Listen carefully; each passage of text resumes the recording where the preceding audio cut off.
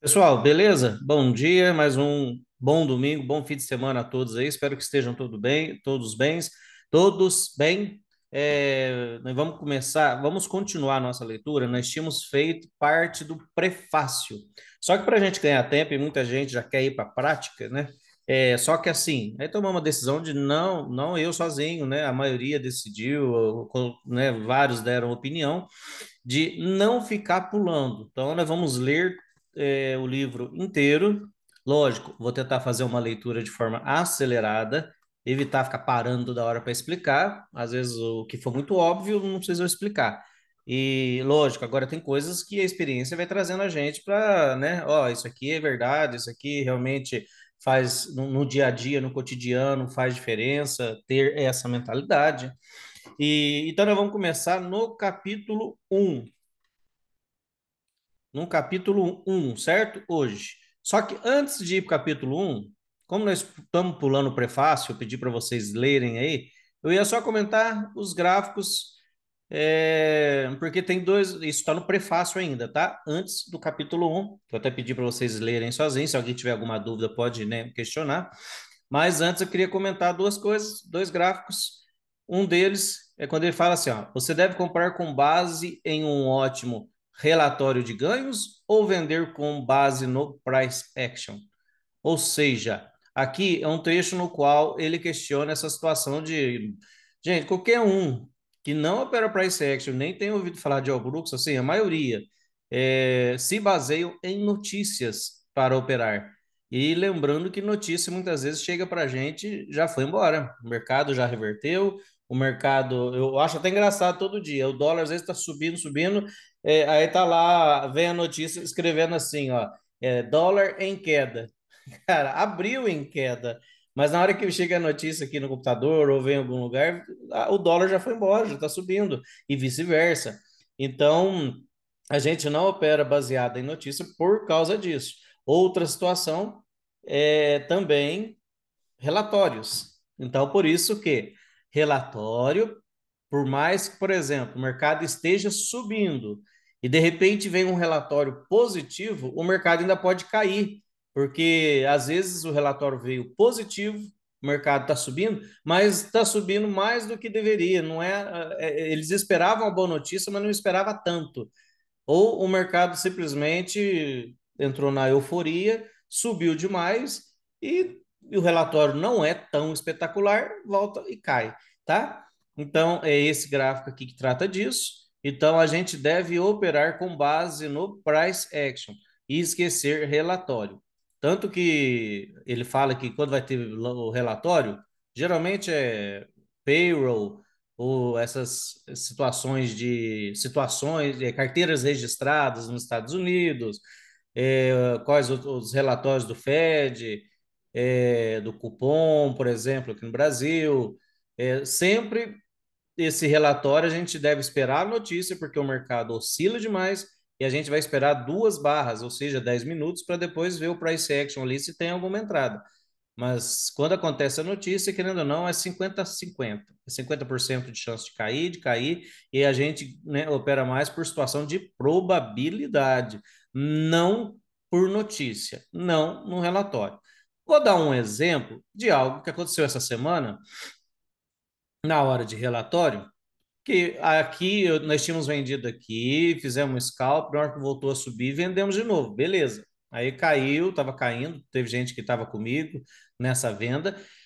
Aí tinha um relatório nesse horário aqui, ó, a gente já esperava, não lembro se era às 11 horas exato.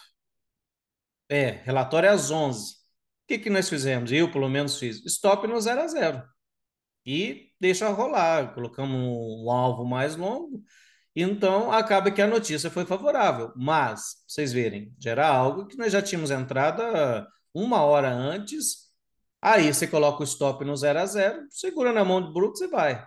Então, aí sim, nesses contextos, a notícia é favorável a você. Pode ser favorável. Poderia ter vindo pego meu 0 a 0 e caído, poderia ter ido tudo ao contrário, tudo pode acontecer. Mas depois, se você já estiver posicionado, já está numa distância boa do seu stop, traz no 0 a 0, ó, aqui foi um dia legal, batemos a meta aqui de forma assim, na sorte, entre aspas, né? Que a sorte é o encontro da preparação com a oportunidade. Eu tive a oportunidade, fiz a entrada e depois veio a oportunidade da situação aqui, né? Então, eu estava preparado no lugar certo e veio a oportunidade da notícia que veio de queda.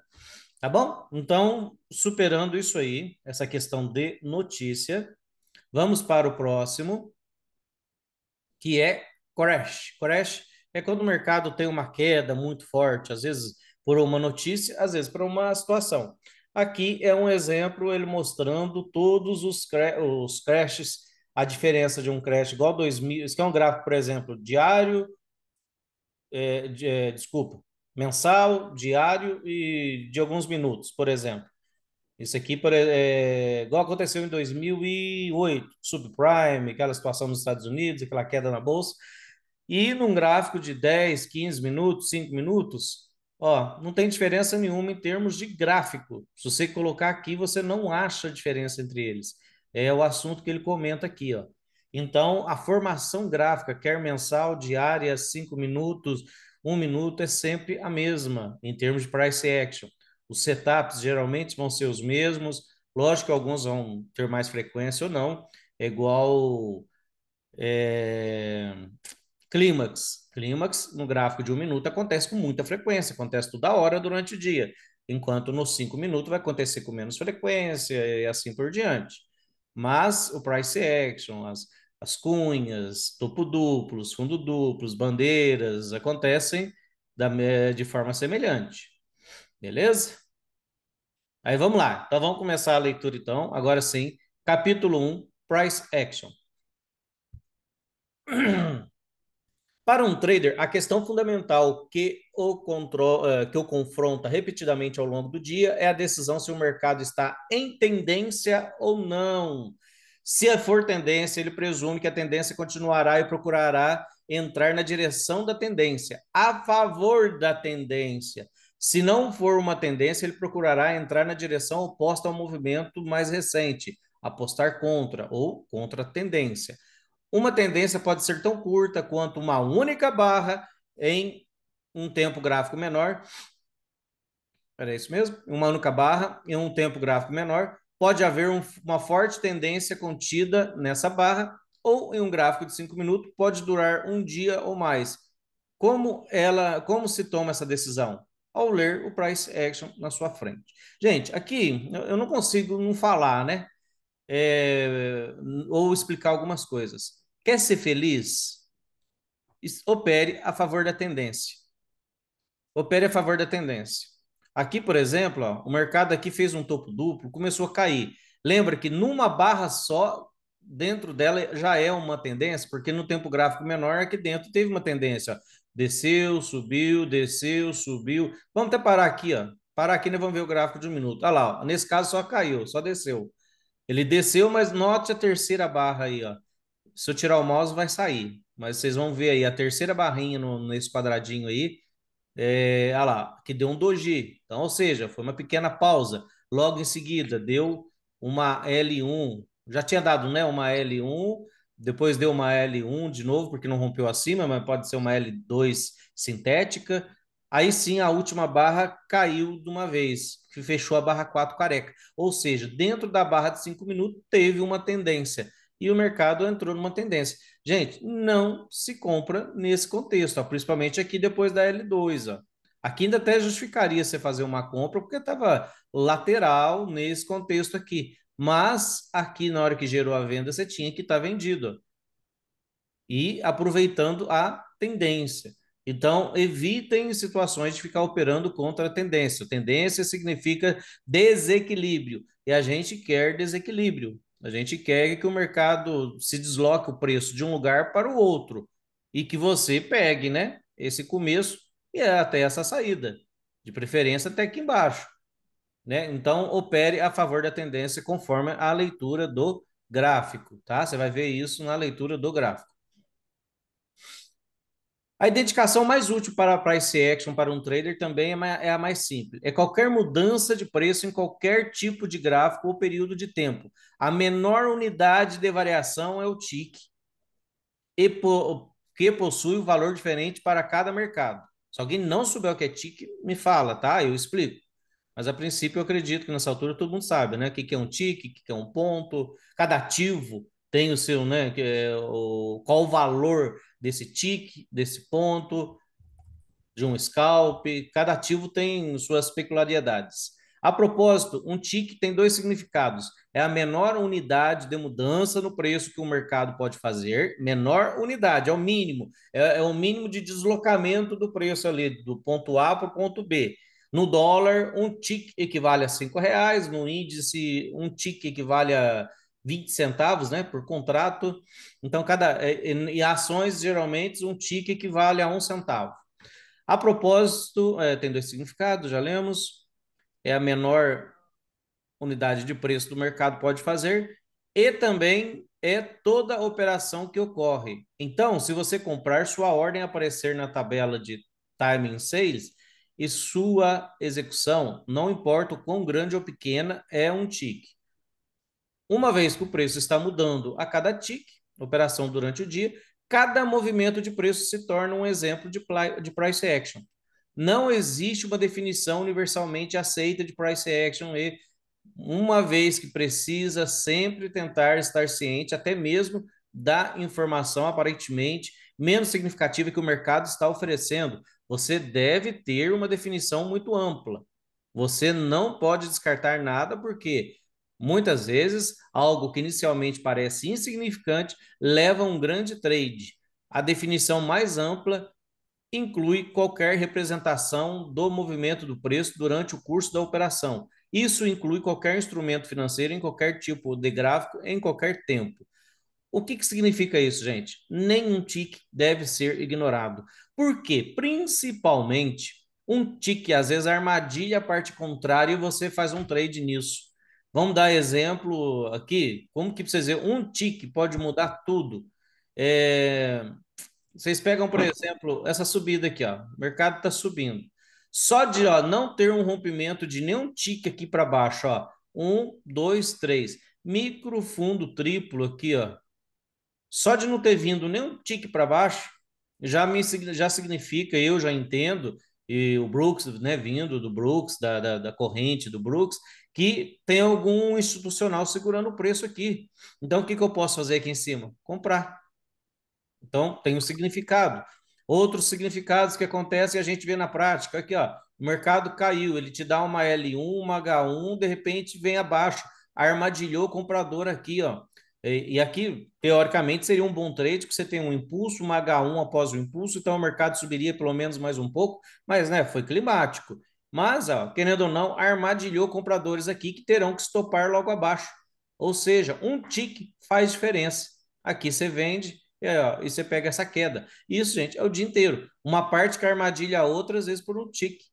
Ou também, igual ele falou, que não se despreza, às vezes nem o tamanho da barra. De uma barra pequena começa todo um movimento. Vamos pegar aqui algum exemplo? Algum outro exemplo de uma barra pequena que define todo o resto do movimento do mercado. Isso acontece principalmente à tarde, né? Que as barras ficam menores. Aqui, ó, para vocês verem. Aqui, você vê subindo, subindo, subindo, de repente dá uma barrinha miserável desse tamanho aqui, ó. Continuidade ruim. Uma continuidade ruim. Os traders compensa às vezes mais apostar vendendo aqui do que comprar essa continuidade. E aqui ainda houve, ó, gap entre barras. Ó, isso aqui também é uma coisa a ser analisada. Tem que ter contexto, tá? Armadilhou compradores e aqui venderam, ó, entre barras, ó, fechamento dessa barra, abertura dessa aqui. Ou seja, tiveram que estopar, ó. Tinha compradores armadilhados aqui e vendedores entrando agressivamente aqui. Olha lá, o mercado vem e cai. Ou seja, um tique faz a diferença. Uma barra pequena pode começar um grande movimento, assim como reversões geralmente começam em gráficos pequenos até partir para maiores, né? Então, vocês verem a importância que não se deve desprezar tanto um pequeno tique quanto uma pequena barra e assim por diante. A definição por si só não diz nada sobre o início de um trade, porque cada barra é um sinal potencial tanto para uma operação curta quanto para uma compra, uma longa. Existem traders por aí que estarão procurando vender o próximo tick, acreditando que o mercado não irá subir um tick. Outros que irão comprá-lo, acreditando que o mercado provavelmente não irá descer um tick. Um lado estará certo e o outro errado. Se os compradores estiverem errados e o mercado descer um tique, depois o outro e depois o outro, eles começarão a pensar que sua crença está errada. Em algum ponto, eles terão que vender sua posição com prejuízo, tornando-os novos vendedores e não mais compradores. Isso levará o mercado mais para baixo. Os vendedores continuarão a entrar a mercado, seja com novas posições vendidas, e os compradores forçados a encerrar suas posições. Até algum ponto, quando mais compradores entrarem, esses compradores terão uma combinação de novos compradores, vendedores realizando lucros e vendedores que agora têm uma perda e terão que comprar para cobrir sua posição. O mercado continuará em alta até que o processo se reverta mais uma vez. Então, aqui mais uma vez, né, confirmando, reafirmando, e essa situação de uma parte que vai estar errada no contexto, deixa eu tentar achar aqui para vocês um exemplo, é quando tem a barra de desistência, né, que eu tenho enfatizado várias vezes aí para vocês. Isso aqui, ó, vai estar lá na frente, no barra barra, é, esse contexto aqui, ó. O sujeito que comprou a 39 aqui, olha lá, ele não conseguiu ganhar dinheiro aqui, ele fica armadilhado. Então, chega aqui embaixo, ó, deu H1, L1, H2, L2, H3, L3 aqui. Deu uma bandeira de baixo em forma de L3 porque a instituição comprou aqui e se viu armadilhado. Na L3, eles sabem que se eles já tentaram subir o mercado por 3 vezes aqui e não conseguiram, aqui vão ter que desistir. E os vendedores, sabendo disso, também entram na queda. E notem que, quando o preço veio aqui testar esse ponto de entrada, se tinha ainda alguma instituição segurando essa compra, ela saiu aqui no 0 a 0. Ó. Isso aqui é um teste também, é como se fosse a desistência que eu já mostrei para vocês, daquela que quando tem o sell the close, né? Vende aqui, quando o preço chega no mesmo nível. Você já ensinei, quem quiser ver mais a fundo, ontem eu toquei no assunto.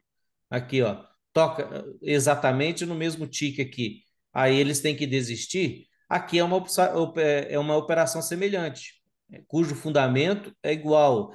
Quem comprou aqui, olha lá, ó, ou eles topam aqui no 0 a 0, mas às vezes ele não consegue sair no 0 a 0 porque não foi nem um tique para cima, porque quem comprou, comprou com um tique acima, concorda? Da barra 39. Ó, quem comprou da 39, ele comprou um tique acima. Vocês notaram que o mercado veio num ponto exato do rompimento, não foi nem um tique acima? Ou seja, quem comprou aqui segurou, lógico que ele escalou, comprou mais abaixo, o que ele comprou aqui, ele sai com lucro aqui, e o que compraram aqui está no ponto do 0 a 0, break even, né? Ele quer sair no 0 a 0. Só que ele não consegue, porque não foi um tique para cima. O que significa para a gente? Opa, se eles não estoparam lá, aqui é barra de desistência também. Aí, ó, o mercado desaba. Tá vendo que um tique, a diferença que faz? Muita gente ignora esse tique. Só o Brooks, né, vem ensinar a gente sobre a importância de um tique que muda tudo no mercado. Que coisa, gente, dúvida, podem me interromper, tá? Mas é que para não perder tempo, eu vou lendo aqui igual uma metralhadora para a gente ganhar tempo. Mas se ficou dúvida, me chamem. Tudo é relativo e tudo pode se transformar no exato oposto em um instante, mesmo sem qualquer movimento no preço. Pode ser que, de repente, você veja uma linha de tendência, 7 ticks acima da máxima da barra atual, e em vez de procurar vender, agora você está procurando comprar para um teste da linha de tendência. Operar olhando para trás é uma maneira segura de perder dinheiro. Você tem que olhar para frente, sem se preocupar com erros que acabou de cometer. Eles não têm absolutamente nenhuma relação com o próximo tique. Então você deve ignorá-los e apenas continuar reavaliando a ação do preço e não os seus lucros e perdas no dia. Ontem nós tocamos nesse assunto. Duas coisas para eu comentar aí. Tudo é relativo, que é o seguinte: tem uma das partes dos livros que ele fala assim, ó, espere a barra fechar, não entre enquanto a barra estiver em formação, porque nos últimos segundos a barra muda totalmente às vezes o contexto ali da situação. Eu vou dar um exemplo, isso, assistam a aula de ontem, quem não assistiu, o aluno até expôs lá uma entrada que ele fez, que justamente, deixa eu achar um exemplo aqui, talvez que mudou tudo. Vamos dar um exemplo, por que que tem que esperar até o último segundo da formação da barra. Vamos supor que, ó, essa barra aqui, deixa eu achar uma aqui. Essa barra 70, em algum momento, ó, ela estava alta, ela estava aqui em cima, ó. E os traders, ó, aqui tá subindo. Vamos pegar essa barra aqui, essa que mudou. Deixa eu ver se essa não foi, não foi acionada abaixo. Aqui, essa aqui mudou tudo, barra 15. Notem a barra 15. Seguinte, embora caiu forte, ó, você tá aqui tem uma linha que pode ser uma possível cunha. Aqui. O mercado caiu, uma puxada, duas. Essa barra 15, a maioria do tempo dela, ela poderia estar.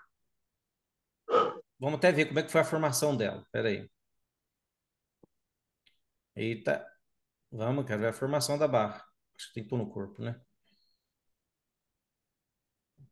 Espera só um instantinho. Não quero ver a formação dela. Mas, gente, não percam o foco. Aí. Olha aqui para vocês verem. A barra 15, onde está a minha cruz aí bem no meio. Olhem a formação dela. Durante 3 minutos, essa barra ficou de alta. Vocês estão conseguindo ver 3 barras aí no 1 minuto? 3 barras brancas? Então, durante 3 minutos, essa barra ficou de alta. Nos 2 últimos minutos, ela simplesmente despencou e fechou na mínima. Ou seja, antes de fazer uma operação por ordem stop, você tem que esperar a barra fechar até para ver como que vai ser, se vai dar um setup. Então, durante os 3 primeiros minutos, ela era uma linda barra de compra. Ela estava positiva durante 3 minutos. Ela estava aqui em cima. E isso vai jogando o comprador para frente, para dentro. Eles vão comprando, porque a barra está bonita, aqui está subindo, né? Acionou H2, ó, H1, H2, está superando a média móvel, né? Todo mundo quer se antecipar, nem que seja pelo menos até aqui em cima, estão comprando. Vocês viram que nos 2 minutos finais a barra, puf, desabou e já deu outro trade. E quem às vezes pensaria em comprar em cima aqui, no minuto final, no segundo final, na hora que fechou a barra, vendeu. Por isso, a importância de esperar a barra fechar, certo? Em um exato momento, ó, é o que nós acabamos de ler. Ela se transforma no exato oposto em um instante. Então, em um instante muda tudo. Então, o contrário também acontece, né? No exato instante, ali no caso, no exemplo que eu dei, se fechasse na sua máxima até o talo, muita gente às vezes compraria mais. Mas quando no exato momento, acho que não foi exato, ali demorou 2 minutos, mas muitas vezes a briga fica ali durante a barra. Notem que nos 10 últimos segundos o estrago que faz. E se você tiver no gráfico de 1 minuto, é no último segundo que vai fazer a mudança, vai fazer a grande diferença que vai transformar a barra, transformando ela numa boa barra de sinal ou numa barra de sinal ruim ou nem barra de sinal, dentro do contexto que você quer entrar. Então, nesse contexto, outra coisa que ele fala aqui, né, você deve ignorar as perdas, os stops anteriores e focar dali para frente, esquecer o que aconteceu no passado. Isso também né, comentamos ontem, vai ter uma dica que eu dei para o pessoal, que é o seguinte, se você tiver no loss no dia, mas né, você ainda tem condição de continuar operando, o mercado está técnico, você não deve mudar o seu jeito de operar. Porque, querendo ou não, você às vezes está operando com 2, 3 contratos, está no stop, está no loss, aí quando você vê uma boa entrada, aí você fala, não, deixa eu pôr 10 contratos aqui que eu vou resolver a situação, põe 10 contratos, busca tantos pontos, recupera todo o loss. Gente, eu já fiz isso muitas vezes. Muitas vezes deu certo e muitas vezes deu errado e eu quebrei a conta por causa desse detalhe, tá? Então, qual que é a dica? O que que ele fala aqui? Tudo que você perdeu no dia, esqueça e passe a pensar dali pela frente, ó. E não nos seus lucros e perdas do dia. Quando é possível, você até fecha aqui aquela boleta sua ou tira o valor, não fica se preocupando com o valor, não. Você só tem que saber se você está ganhando, né? Você está operando, cada operação que você encerra, estou saindo, estou com saldo positivo, positivo, positivo, você vai continuando operando. Aí você esquece o que fez. E quando você está no loss, né? Você continua operando, mas você tem que fazer saldos positivos para recuperar. Agora, você está no loss e vai continuar entrando em operações perdedoras, vai continuar aumentando só o loss. Espero, né, ter conseguido me expressar da maneira correta para vocês entenderem isso. Cada tick muda o price action de cada tempo gráfico. Deu um gráfico de tick, ou gráfico de 1 minuto por meio de um gráfico mensal e em todos os gráficos. Seja gráfico baseado em tempo. Espera só um instantinho. Deixa eu mutar que tem microfone aberto. Aí. É, então vamos lá. Gráfico, seja gráfico baseado em tempo, volume, número de ticks, ponto, figura ou algo mais. Obviamente, um único movimento de tick geralmente não faz sentido em um gráfico mensal, a menos, por exemplo, que seja um rompimento de um tick de algum ponto do gráfico que se reverte imediatamente, mas torna-se cada vez mais útil em tempos gráficos menores. Isso é obviamente verdade, porque se a barra média de hoje em um gráfico do EMIN de 1 minuto tem 3 ticks de altura, então o movimento de um tique é 33% do tamanho da média, da barra média. E isso pode representar um movimento significativo. Bom, é o que já temos falado, né? Sobre o tique poder mudar tudo. O aspecto mais útil do price action é observar o que acontece depois que o mercado se move além, rompe para além das barras ou linhas e tendências anteriores no gráfico. Por exemplo, se o mercado vai acima de uma máxima anterior, significativa, e cada barra subsequente forma uma mínima que está acima da mínima da barra anterior e uma máxima que está acima da máxima anterior da barra anterior, então esta ação do preço indica que o mercado provavelmente estará mais acima em alguma barra subsequente. O que significa? Isso é rompimento. Ele está falando de rompimento. Se tem algum ponto relevante, rompimento pode ser isso aqui também. Ó. Deixa eu pegar um rompimento aqui mais fácil, da gente usar de exemplo. Ó. Isso aqui é um rompimento. Ó. Tem uma barra de queda, é rompimento, está caindo, ó, e passou desse ponto, vai caindo, isso aqui é rompimento. E ele até fala aqui, mesmo que haja alguma correção no meio do caminho, mesmo se recuar por algumas barras um curto prazo,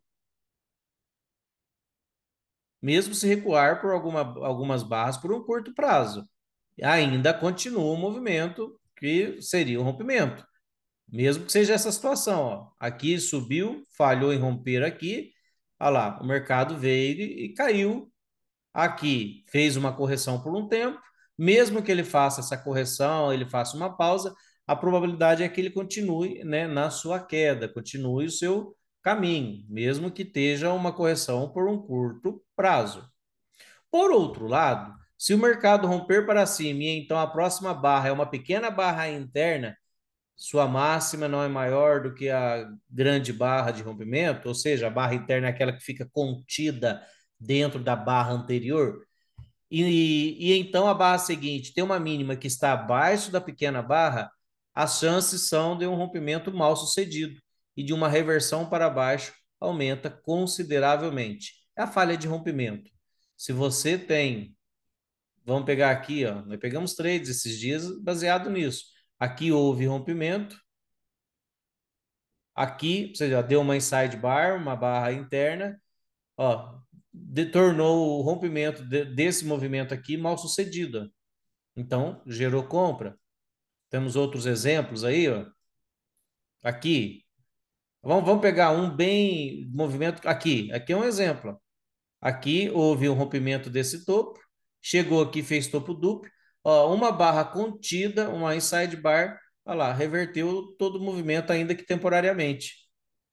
Então, a importância aí de prestar atenção na localização, no detalhe e no contexto. Tudo bem até aqui? Qualquer coisa, me interrompam.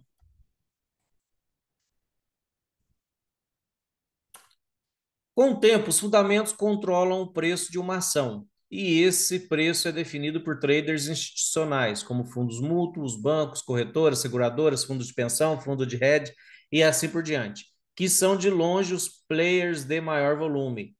O price action é o movimento que acontece pelo caminho à medida que as instituições sondam o preço. Quando eles sentem que o preço está muito alto, eles saem ou vendem. E quando eles sentem que está muito baixo, está num bom valor, eles irão comprar ou realizar lucros em sua venda. Isso aqui é aquela eterna briga entre análise técnica e análise fundamentalista, né? Fundamentalista que observa todos os parâmetros de uma empresa, todas as características, e análise técnica, leitura de gráfico, já mostra tudo isso que está da empresa, incluindo um fator que não está lá na análise fundamentalista, que é o euforismo ou a decepção. Então, no gráfico, você tem esse plus, você tem esse a mais. Ou seja, vocês pegam, vamos dar um exemplo: Banco do Brasil é uma ação que está subvalorizada, né? Está barata, pelo que dizem os especialistas do fundamentalista. Mas aí você vai e olha no gráfico, o preço dela vale menos do que realmente a empresa vale. Mas a gente sabe por quê, porque é uma estatal, existe a interferência política e tal, e o preço está lá embaixo. Você olha isso no gráfico, já te mostra a decepção dos traders, dos operadores, das instituições. Então, por isso que quando dá um espirro, principalmente político, na Petrobras, a ação desaba ou a ação sobe. Então, na análise fundamentalista que comanda, controla isso aí, porque ou tá caro, então eles vão entrar na venda, ou tá barato, eles vão comprar. Mas é no gráfico que a gente consegue identificar isso sem precisar ficar analisando a instituição, porque as instituições podem enganar de diversas formas, pode manipular com notícia, falsa notícia, com falso balanço. Pega Americanas, né, que fez lá a situação que deu, o escândalo, o problema, outras instituições que vieram depois, que ainda tem vindo do varejo. Mas, gente, o gráfico não mente. O gráfico não mente. Então, o gráfico você só tem que saber observar o seguinte: está tendo euforismo ou decepção, todo mundo quer se livrar daquela ação. Se estiver caindo demais, é porque está todo mundo se livrando dela. E se estiver comprando demais, tome cuidado, porque muitas vezes é euforismo. A gente também já vê isso no dia a dia, clímax, essas situações nas quais você já não deve mais comprar, você deve sair de suas compras, realizar seus lucros, e um bom trader de análise do price action já entrou em pontos estratégicos com pequeno risco e seguraram pelo menos um pouco para swing e ganharam dinheiro em cima disso.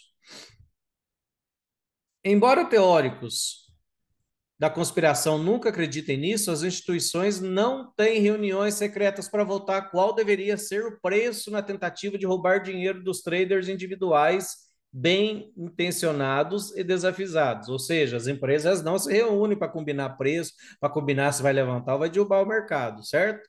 Isso aí é uma coisa aleatória, é a tal da mão invisível do mercado que controla todas as coisas.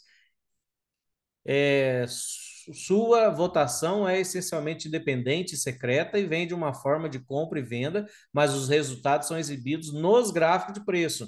No curto prazo, uma instituição pode manipular o preço de uma ação, especialmente se ela for pouco negociada. No entanto, eles ganhariam relativamente muito menos dinheiro fazendo isso em comparação com o que poderiam fazer em outras formas de operação, tornando a preocupação com a manipulação de importância insignificante, especialmente em ações e mercados onde grande volume é negociado, como mini, grandes ações, instrumento de dívidas e moedas. Ou seja, quanto maior o mercado, menos manipulação, certo? Agora, um papel negociado pouco pode haver muita manipulação. Mas a gente até vê, né? Comparem, exemplo, às vezes, Brasil comparado com a Bolsa dos Estados Unidos, né? O nosso mini índice com o E-mini, com o índice americano. Vocês veem que é muito mais fácil manipular um país de terceiro mundo do que uma ação, né, da maior magnitude do mundo, a mais movimentada, a mais negociada. Outra situação também que instituições individualmente não conseguem manipular, Forex. Forex ele age, né, ele é uma forma individual, individual não, em conjunto, né, do mundo inteiro, e dizem que é um ótimo ativo para operar justamente por causa disso. Não vai ser uma instituição por decisão arbitrária que vai conseguir manipular o ativo. Vai manipular o ativo são as notícias, as situações que ocorrem. Então, nesse contexto, não haverá manipulação por empresas ou por notícias falsas, mentirosas ou irrelevantes, ou ainda que alguma notícia impacte, logo o mercado irá se corrigir, né? Quando a verdade vier à tona. Por que o preço sobe um tique? Isso é pela razão de existir maior volume de oferta de compra no preço atual do que oferta de venda. Então, ou seja, ele sobe um tique porque alguém tem mais gente interessada em comprar do que vender. Então há uma agressão. O vendedor põe lá o seu preço, geralmente é mais alto, e o comprador está aqui. Se alguém aceitou o preço do vendedor, pronto, o preço vai subir. Então, por isso que sobe, né? O preço sobe. Tem mais oferta de compra do que oferta de venda. E vários desses compradores estão dispostos a pagar mais do que o preço atual, se necessário. Isso é descrito como um mercado tendo mais compradores do que vendedores. O que compradores estão no controle. Isso é importante saber, gente, porque a gente fala disso o tempo todo. O mercado está vendedor, o mercado está comprador, o mercado está caindo muito forte. O que significa? Vendedores estão agredindo o book. Está subindo forte o tempo todo. Ó, aqui entrou barra forte, rompimento, e os compradores continuam comprando e vai comprando, vai comprando. Ó. O mercado vai subir mais um pouco. Lógico que quando aí vem um movimento climático, aí você fica atento, né? Operacionalmente, nós vamos aprender isso futuramente, mas é bom vocês entenderem isso, que é simplesmente quando está subindo, os compradores ofertando mais compras, agredindo ali, e quando está caindo é vendedores, ou ausência deles também, né? Ausência de vendedor, ausência de vendedor vai fazer compradores ir comprando e cada vez o mercado sobe mais. Aí é vácuo, que chama, né? E vice-versa. Ausência de compradores, cada vez os vendedores, se eles querem entrar, eles vão ter que vender a preços piores para eles, né? Que eles querem comprar, vender, né? O vendedor quer vender a preço mais alto possível, mas não tem comprador interessado aqui, eles vão ter que vender quem tiver aqui embaixo, ó. Então pode ser ausência também de vendedor, né? Então, por isso que nós chamamos de pressão de compra. No exemplo que ele deu aqui, seria pressão compradora ou pressão vendedora, conforme o caso. Uma vez que todas as ordens de compras que podem ser executadas foram executadas pelo preço atual, o último preço negociado, os compradores restantes terão que decidir se estão dispostos a comprar um tique a mais. Podemos pular isso aqui, né? Isso aqui eu acho que tá. Acho que a princípio todo mundo entende, né? Sobre essa questão de tique. Algumas coisas acho que a gente pode pular para não. Que aqui está explicando isso de diversas formas diferentes.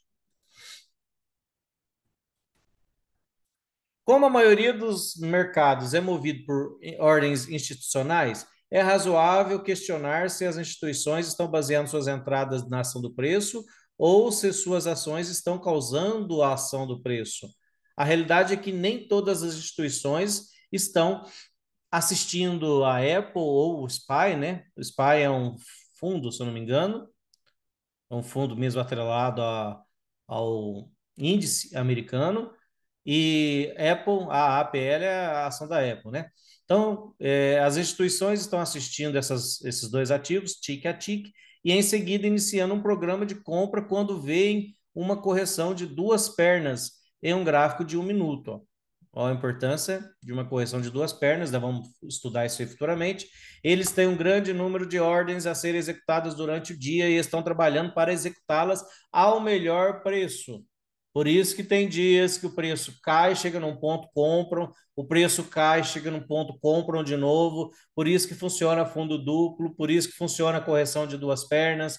Então, são os momentos que essas instituições estão entrando, estão comprando. Eles querem executar o seu preço, né? Como tudo na vida, gente. A gente quer comprar um carro, você quer encontrar um bom carro, em boas condições, mas pagar o mais barato possível. Agora, se tivesse muito caro, você vai esperar, vai procurar mais, só se você não achar outro no mercado que você vai pagar aquele preço. Mesma coisa é aqui. Eles vão esperar por um bom preço. Se não aparecer o bom preço que eles querem, eles vão comprar mais caro, né? Para quem quer comprar. E vice-versa para quem quer vender. Eles têm um grande número de ordens a serem executadas no dia e estão trabalhando para executar o melhor preço. A ação do preço é apenas uma das muitas considerações. E algumas empresas confiarão mais nela e outras confiarão menos ou nunca. No price action, então, né? A ação do preço é price action, ação do preço. Então, algumas confiarão muito, outras nunca. Muitas empresas têm modelos matemáticos e programas que determinam quando e quanto comprar e vender, e todas as empresas continuam a receber novas ordens de clientes o dia todo. Isso significa que, gente, nem só de gráfico sobrevive o mercado, tá? A gente faz análise gráfica, procura os padrões, nos quais a gente tenta se beneficiar fazendo scalps ou fazendo swings, mas tem instituições que nem olha para o gráfico, tem, né, tape reading, por exemplo, não olha gráficos, até onde eu sei, né? Eu nunca estudei, mas acho que não olham. Tem computadores programados, isso Brooks explica, deve, talvez tenha mais para frente, eu não lembro, ou se é no curso grande que ele fala, mas ele vai falar de HFT de momentum. O que que é? O computador ele entende que o preço está se deslocando rapidamente, então está se tendo momentum, está tendo um impulso. Então ele só vai, se está subindo, ele vai comprando, comprando, comprando, comprando, e nem sabe o que está no gráfico. Ele só está seguindo o rumo do mercado. Então está comprando, comprando, comprando, comprando, comprando, comprando e vai comprando. Está vendendo, vendendo, vendendo. Isso é uma operação de momentum, de impulso, né? De deslocamento. O preço está deslocando, caindo, ele está vendendo. E tem computadores programados que assim, a tal preço me interessa comprar e a tal preço me interessa vender. E nem olham para gráfico, tá? Então temos todos os tipos de situações operando no mercado o tempo todo. A price action é uma delas, a análise gráfica, a análise técnica é outra delas, que nada mais é do que o price action unido com outros indicadores, né? Então, e uma coisa importante, o Brooks fala em algum lugar, eu não sei se falou e a gente pulou, por isso que eu vou falar. A maioria sempre toma decisões pautadas em price action, no fim das contas. Sempre a decisão final é no price action. Por mais que a pessoa esteja olhando osciladores, IFR, estocástico, MACD ou qualquer outra coisa, mas a decisão final, banda de Bollinger e tantos outros indicadores que existem por aí, no final eles tomam a decisão pautado na ação do preço, no price action. Então, se o price action é o principal, por que a gente já não estuda ele direto, né? O movimento do preço que os traders veem durante o dia é o resultado da atividade institucional e muito menos a causa da atividade. Tá, é um resultado e não a causa, tá? Não importa o que esteja fazendo, ele é um resultado de tudo que foi feito, tá?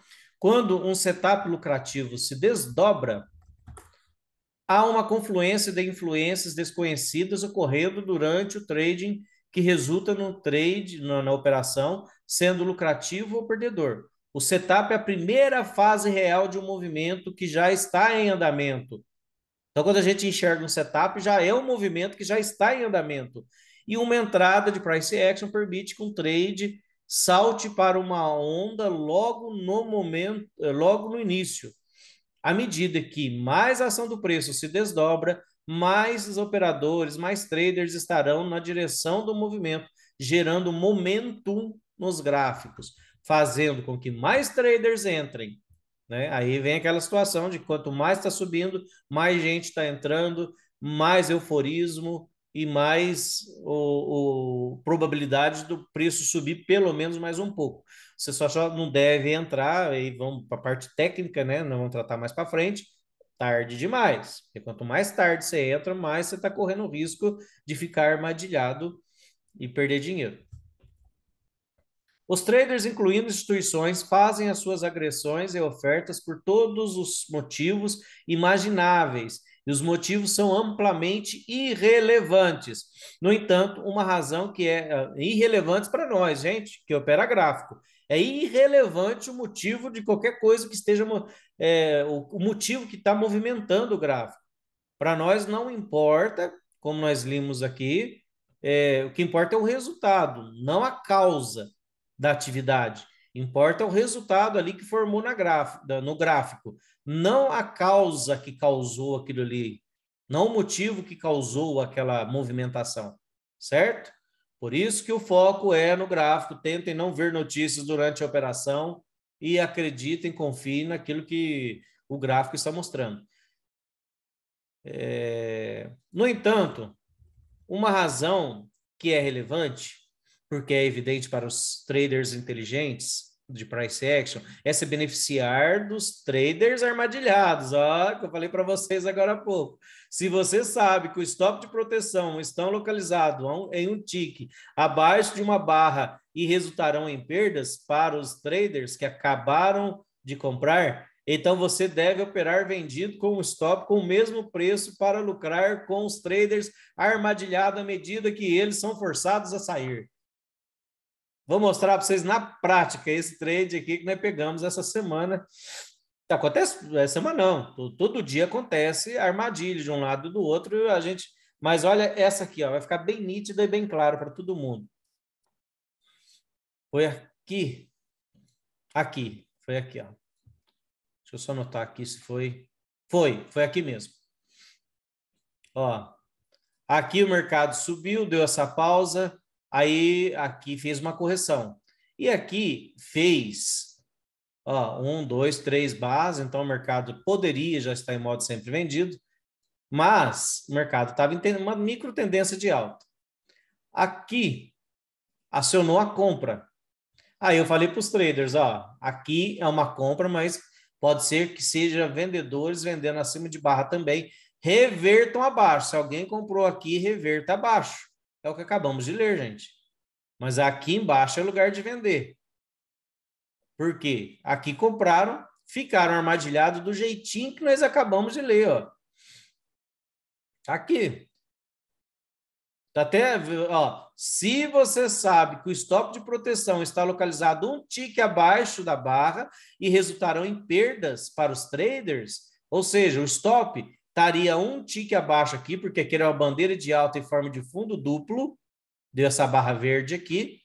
Então, você tinha um fundo duplo aqui, acionou compra, e o stop deles estariam logo abaixo, você deveria colocar uma ordem de venda aqui, porque é onde eles iriam estopar. E olha aqui, ó, uma ótima queda que veio depois. Do jeitinho que está escrito aqui. Então, você aproveita desses traders armadilhados. Uma vez que a atividade institucional controla o movimento e seu volume é tão grande e eles realizam a maior parte de suas operações com a intenção de mantê-las por horas ou até meses, a maioria dessas ordens não será para o scalp e, em vez disso, defenderá sua entrada original. Por isso que muitas vezes, gente, teste de rompimento, teste de ponto de entrada, são instituições defendendo seu preço original, porque eles sabem que se cair ali, a partir dali, pode reverter o mercado. E como eles compraram para longo prazo, eles não querem reversão. Compraram que seja para o diário, por isso que há a defesa do preço. Aqui está a explicação. Se a Vanguard e a Fidelity tiverem que comprar ações, isso fundos, né? Deve ser fundos, para um dos seus fundos mútuos, seus clientes vão querer que o fundo tenha ações no final do dia. Os clientes não compram fundos mútuos com a expectativa de que os fundos sejam operados como day trading, ou seja, eles compram buy and hold, né? Eles compram para segurar. Às vezes não o resto da vida, mas pelo menos por alguns meses enquanto for lucrativo. E não realizam lucro no fechamento do dia. Os fundos precisam possuir ações, o que significa que precisa comprar e manter, e não comprar e fazer scalp. Por exemplo, após a compra inicial, eles provavelmente terão muito mais para comprar e usarão qualquer pequena correção para adicionar. Se não houver nenhuma correção, eles continuarão a comprar à medida que o mercado sobe. Até aqui, tranquilo, né? Todos entenderam? Compreenderam? Se alguém não entendeu alguma coisa, me interrompa. Mas eu acho que aqui está bem explicadinho.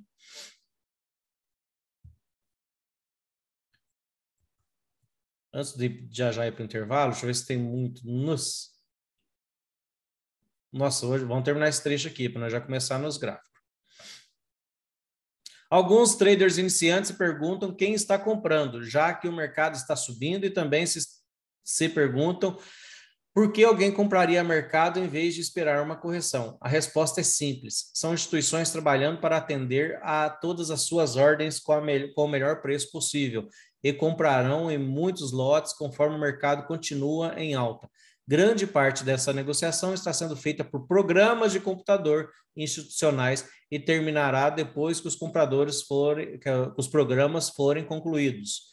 Se uma operação fracassar, é muito mais provável que seja o resultado do trader interpretar mal a ação do preço do que uma instituição mudando de ideia ou obtendo alguns tiques de lucro minutos depois de um programa iniciar. Então, lembrando que como é que funciona o mercado nesse contexto? Algumas instituições simplesmente estão comprando para manter ou estão se desfazendo de suas posições porque já não as consideram mais significativas. A maioria é dominada por computadores. Lembrando que as compras, se uma empresa tem, sei lá, eu vou exagerar aqui, tem 100 milhões de contratos para comprar hoje, eles não compram de uma vez, porque senão isso, se comprar de uma vez ali, o preço arregaça tudo para cima. Mas é bom para ela, porque o preço sobe muito forte. Não, mas o mercado tem uma tendência de que sempre que algo vai longe demais, rápido demais, de ter uma correção e de até mesmo ter uma reversão. Então, se a instituição comprar de uma vez, simplesmente explode para cima, mas aí depois vai voltar e vai até reverter. Então, aí eles põem computadores para programam, né, usam seus programas para ir comprando pequenos lotes. Então, caiu um pouquinho, compra, caiu um pouquinho, compra, para a gente não saber, né? Qual que é a intenção da instituição, por que ela está fazendo aquilo.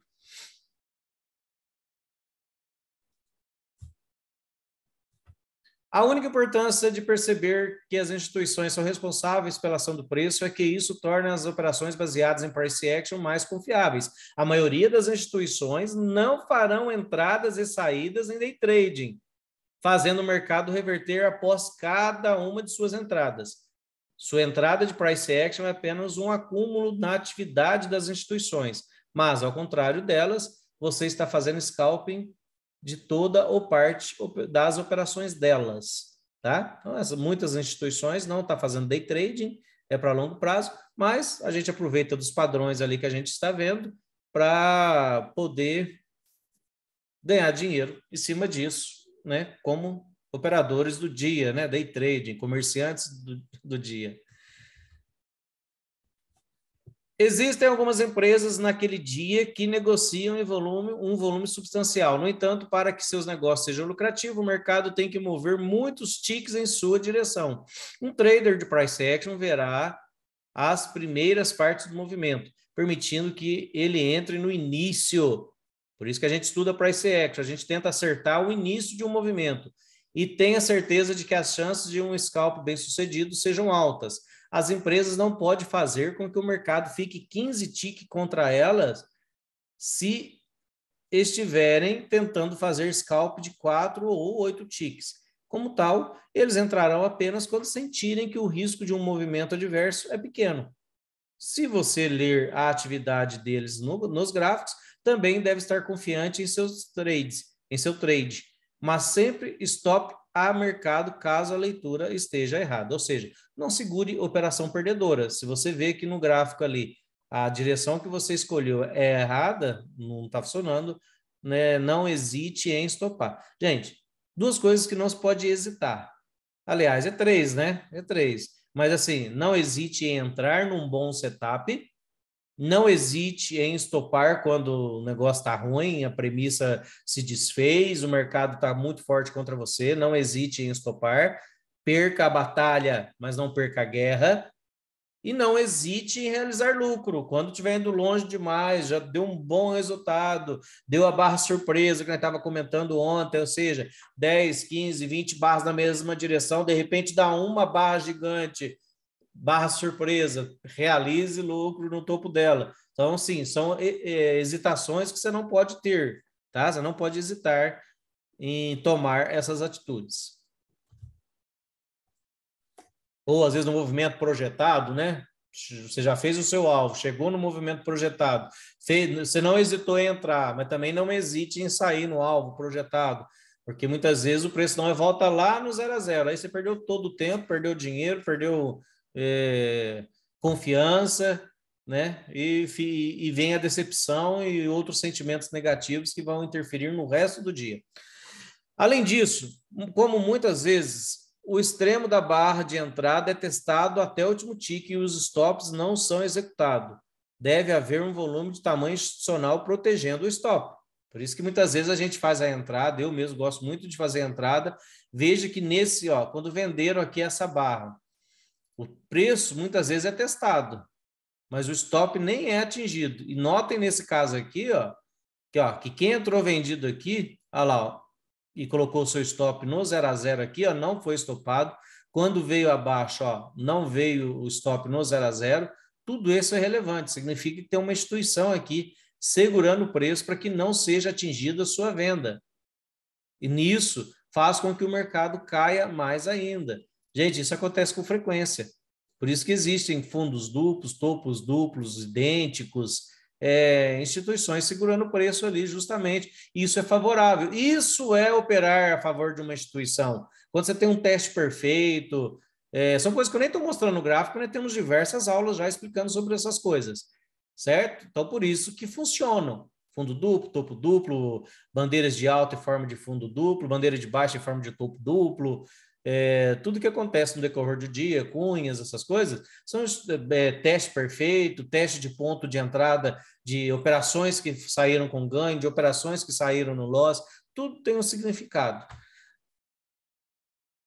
Então, vocês veem, o ponto, a barra de entrada é testada até o último tique. Então, tem um motivo corroborando aquilo que eu ensino durante a sala, que eu falo e vou ditando lá no gráfico no decorrer da sala ao longo do dia.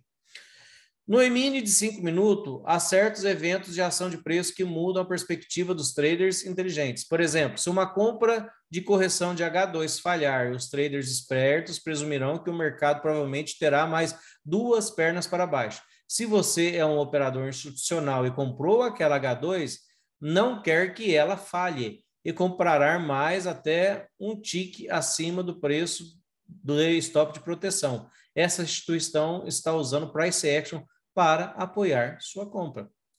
Trade que é esse? Ó, tá subindo aqui. Aqui você tem uma falha de H2 aqui, ó, ou H3. Aqui tem gente que vai contar um novo impulso, H1, L1, H2. Falhou, mais duas pernas para baixo. Tem gente que vai contar como eu mesmo gostaria, impulso, triângulo. Aí eu tive H1, L1, H2, L2, H3, L3 acionado aqui. Cai. Então, ó, duas pernas para baixo. Se uma instituição compradora, ela que tivesse no comando e não quisesse que o mercado caísse, ela ia segurar o preço aqui, ué. Ou ia segurar em qualquer lugar, não ia deixar o preço cair. A partir do momento que ela caiu, ela vai ter que ceder por duas pernas. Aí acaba que ou ela entra aqui de novo, duas pernas depois, mas a lógica, uma delas principais é essa, por isso que funciona tão bem. Falha de H2 no topo, aqui, ó, você está num topo, aí você tem, às vezes aqui H1, L1, H2 aqui sintética, ou poderia recomeçar a contagem, L1, H1, L2, o mercado caiu, depende do perfil, né? Da forma que você conta. Às vezes tem gente que vai considerar isso aqui como um impulso. Eu consideraria como um contexto só. Então, impulso aqui, acionou para baixo primeiro, L1, H1, L2, H2 aqui, ó. Falhou H2, duas pernas para baixo. A gente não sabe o tamanho que vai ser essa perna. Poderia ser duas pernas laterais só, de laterais a descendentes, né? Que ele explica mais para frente aí.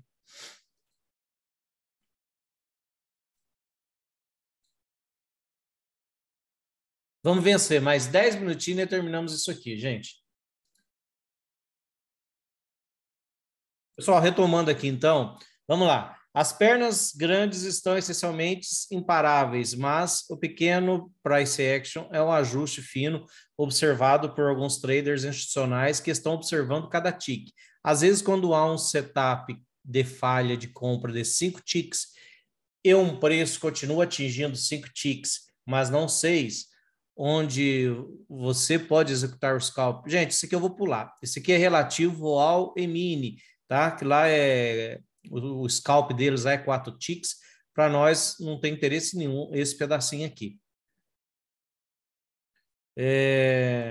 Os traders prestam muita atenção aos segundos antes do fechamento das barras, de tempos gráficos importantes, especialmente os tempos gráficos relacionados a 3, 5, 15 e 60 minutos. Isso também é verdade para volume em gráficos de barras de volume. Por exemplo, se muitos traders seguirem as 100 mil ações por gráfico de barra para o contrato futuro de títulos de 10 anos de Tesouro dos Estados Unidos, então, quando a barra estiver prestes a fechar, ela fecha na primeira negociação de qualquer tamanho que resulte em pelo menos 10 mil ações negociadas no início da barra, e raramente 10 mil ações exatas. Pode haver uma enxurrada de atividades para influenciar a aparência final da barra. Deixa eu ver se fala mais alguma coisa aqui que interesse nesse trecho. Que interessa o seguinte, num tempo gráfico para a gente, segundos finais, mas eu já expliquei sobre isso, nós já falamos que pode armadilhar, então não vou nem ler, já foi explicado no começo do vídeo, a aparência da barra no começo dela e quando vê no final, muda tudo a aparência, uma barra que era compradora vira vendedora. Dei exemplos, até aqui acho que não tem dúvidas, né? Tem vários aulões explicando sobre isso e eu falo isso com frequência. Então, ó, vamos ler só esse pedacinho aqui. Então, com 5 segundos restantes antes que a barra fecha, o preço despenca. E a barra fecha em sua mínima, amardilhando os compradores. Foi o que eu expliquei agora há pouco, que esperavam uma barra de reversão de tendência de alta ao operar contra a tendência em uma tendência forte. É imperativo esperar que a barra de sinal feche antes de colocar uma ordem stop. E em seguida, apenas entre com uma ordem stop um tique além da barra de direção de seu trade. Se você estiver comprando, compra um tique acima da máxima, estiver vendendo, né, um tique abaixo. Gente, principalmente na prática isso. Você está numa grande tendência de baixa, está muito forte. Você só deve comprar, só deve fazer uma operação contra a tendência, que às vezes é possível, devido a algum contexto. A barra tem que ser boa. Então, você tem que esperar a barra fechar, tá? Outra coisa, essa semana eu tive dúvida de um aluno que, ainda mais ele entrou num trade antes de romper a barra. Ele tentou, tipo, antecipar o rompimento e se lascou. Espere o fechamento da barra. Isso aí, quem está na sala mesmo, muitas vezes eu falo, ó, gente, se acionar determinada barra, é venda. Às vezes a barra nem fechou, nem acionou, o sujeito já está vendendo. Não, espere fechar a barra, entendeu? E espere ela ser rompida, porque pode mudar tudo. Às vezes essa barra aqui que estava fechando negativa, no segundo final fecha positiva. Aí vai ser uma H2 aqui, ó. Poderia ter revertido o mercado inteiro. Mas no segundo final ela vem e fecha negativo. Aí você tem que esperar ainda romper abaixo. Entendeu? Então não tem o que fazer.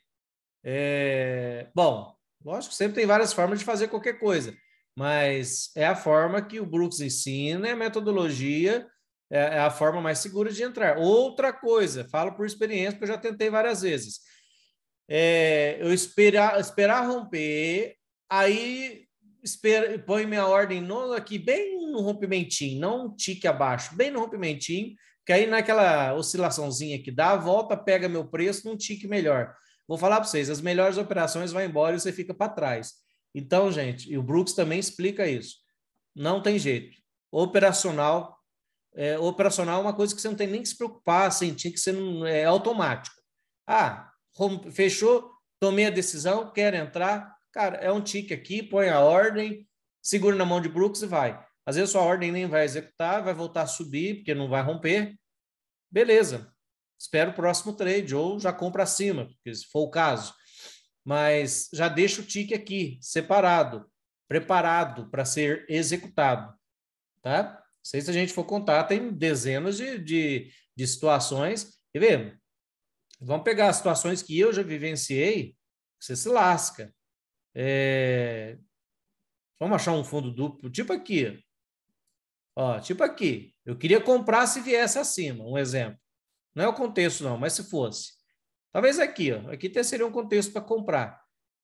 E põe a ordem sem querer bem no tique aqui, ó, bem na máxima da barra, bem aqui, ó, nessa máxima. Não um tique acima. Cara, é incrível. Pega a tua ordem aqui e já vem. Aí você já começa a ficar chateado. Você já fica aborrecido, porque, pô, meu, eu queria um tique acima. Aí erra na hora de executar a ordem e você fica armadilhado. Aí você vai ter que estopar abaixo. Aí tem hora que você vai ainda querer salvar a operação e o mercado vai mais para baixo, você se lasca. Mais ainda por causa de um erro bobo. Por causa de um erro bobo, tá? Então tome cuidado com isso aí.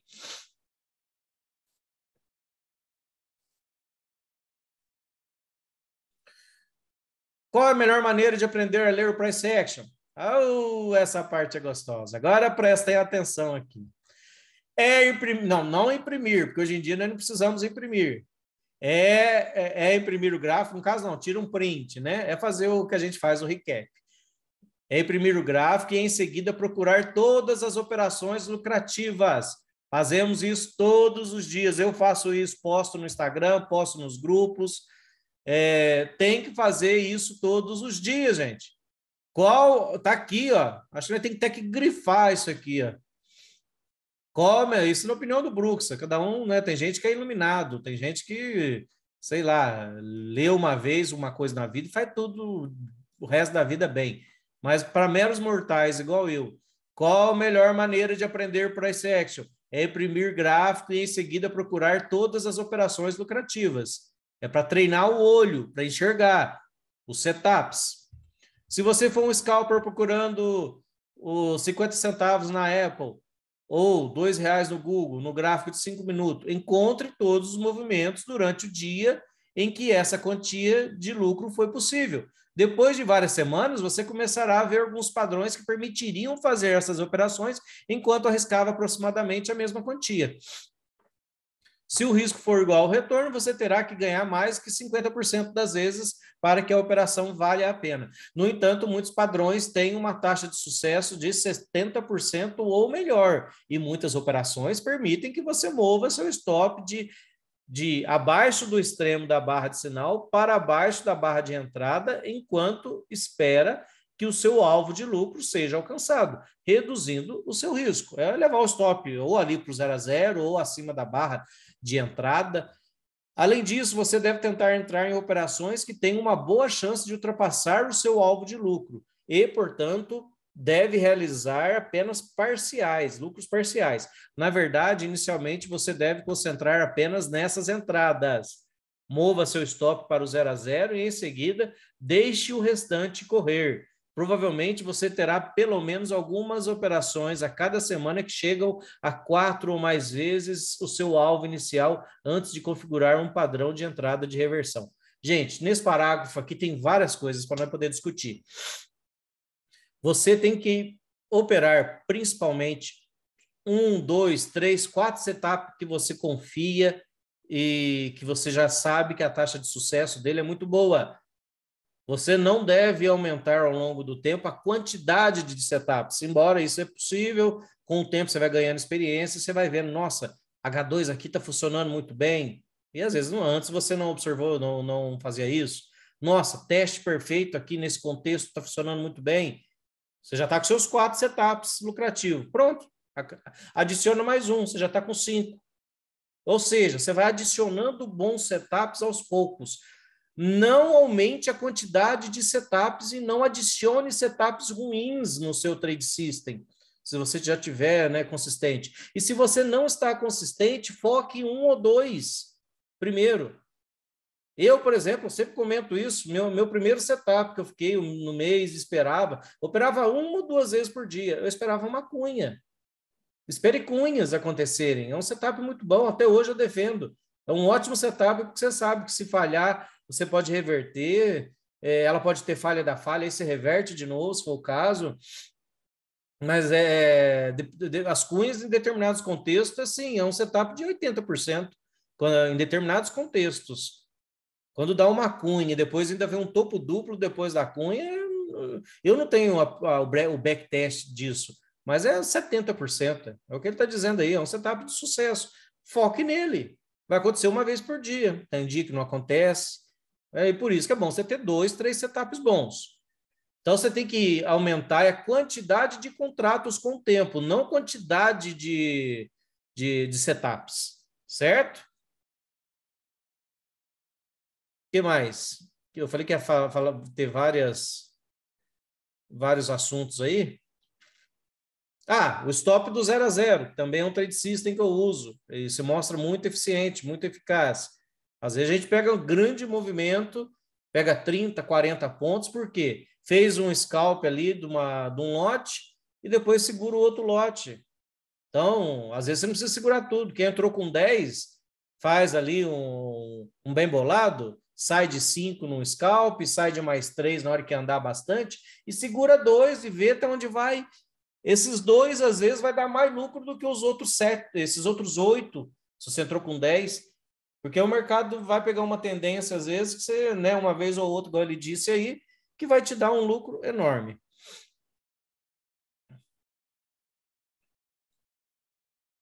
Correções e extensões de Fibonacci são parte da ação do preço, mas como a maioria são apenas aproximações e falham, não as use para operação.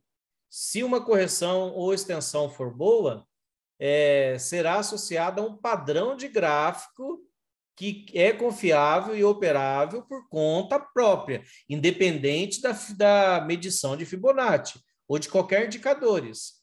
A teoria de ondas de Elliott também é um tipo de análise de ação de preço, mas para a maioria dos traders não é operável. Antes de eu avançar muito, vocês estão vendo que Brooks, ele não está falando que Fibonacci, tanto as correções quanto as extensões ou projeções e retrações de Fibonacci, não é que é inútil. Aliás, magneto, está na parte de magneto lá, que retrações são 50, 61,8, ele arredonda para 62, 75, todas essas retrações e as projeções, 50%, 100, não são motivo para entrar na operação. Você vai ter que ver se tem price action ali. Então, ou seja, você tem um impulso. Gente, o dia inteiro acontece. Quer ver? Eu vou pegar até recap, porque aí eu já tenho a medição feita. Deixa eu tentar achar um recap aqui.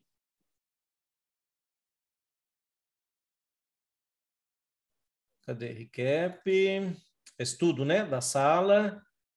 Deixa eu pegar uma que eu tenha feito algumas medições. Aqui. Note, por exemplo, aqui teve uma retração de 61,8. Desse impulso, corrigiu 61,8. Só que notem, impulso ABC, ou duas puxadas para baixo, ou correção ABC. Então, ou seja, eu tive um motivo a mais para comprar aqui. Tanto que aqui é a entrada número 11. Eu tive correção ABC, teste perfeito do ponto de rompimento. Nós acabamos de ler agora há pouco, teste perfeito, né, de pontos de entrada, que discutimos sobre isso. Eu tive bandeira de alta em forma de H1, ou pode ser bandeira de alta em forma de H2, se for sintética aqui, se você considerar que houve duas correções. Então, e era correção de 61,8. Ou seja, você está vendo que não é o 61,8 que me faria entrar aqui, é os outros motivos. Lógico que quem colocou uma ordem stop aqui pegou mais. Só que, às vezes, você vai ser atropelado aqui e vai passar reto você vai ter que ficar corrigindo o trade depois, tá? Então, a mesma coisa, correções de 50%, ó, dessa perna aqui foi 50%, ó, a retração. Só que, aí ontem, né, até entrando nesse trade aqui, no dilema, né? Nossa, como vou entrar contra essa força aqui? Só que aqui eu tive vários motivos para vender, que foi, ó, teste perfeito, nós estamos falando da 10, né? Entrada 10.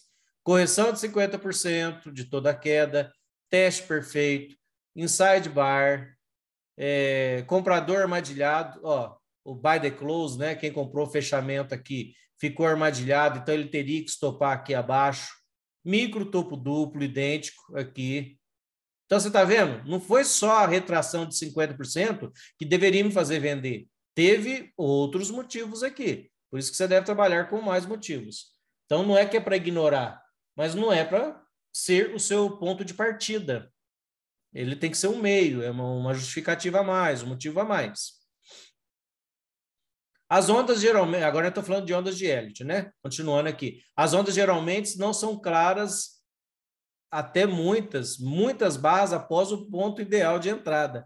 E com tantas interpretações opostas a cada instante, isso requer muito raciocínio e incerteza para a maioria dos day traders lucrativos. Gente, se eu ouvi de um trader muito importante, que é o Márcio Noronha, eu ouvi não. Eu não estava lá, não. Alguém que comentou que ele deu na palestra dele, eu não sei se é verdade, se foi ele, às vezes foi outro também, mas não importa, mas a conclusão é o seguinte: se você colocar 10 leitores de ondas de Elliott diferentes, cada um vai fazer uma leitura diferente, ou seja, de tão subjetivo que é o negócio. E o próprio Brooks fala aqui, às vezes tem algum Elliotista aí, alguém que já estudou onda de Elliott, mas o próprio Brooks falando aqui, às vezes é tantas barras que já aconteceu depois, o movimento já foi tão embora que já aí não tem mais significado você entrar. Você deveria estar preocupado com o fato de que a disponibilização das informações desses livros criará grandes traders de price action, todos fazendo a mesma coisa ao mesmo tempo, removendo assim os operadores atrasados necessários para conduzir o mercado ao seu preço-alvo. Não, porque as instituições controlam o mercado e já possuem os traders mais inteligentes do mundo. E esses traders já sabem tudo nesse livro, pelo menos intuitivamente. Não quer dizer que eles leram, não, mas intuitivamente eles já sabem, né? Que são os mais inteligentes do mundo. E razão pela qual os padrões que todos vemos se desdobram é porque essa é a aparência que ocorre em um mercado eficiente, com inúmeros traders executando ordens por milhares de razões diferentes, mas com um volume de controle sendo negociado com base em uma lógica sólida. Então, um punhado de palavra bonita aqui, talvez um monte de gente se perdeu, mas, gente, lendo ou não lendo esse livro, muitos traders seguem, ainda que instintivamente, o price action. Então, dane-se o resto, os motivos por que entram ou desentram, nós vamos, né, nos especializar nisso aqui, nesse livro, nesse manual de instrução. É exatamente isso que parece tem sido para sempre.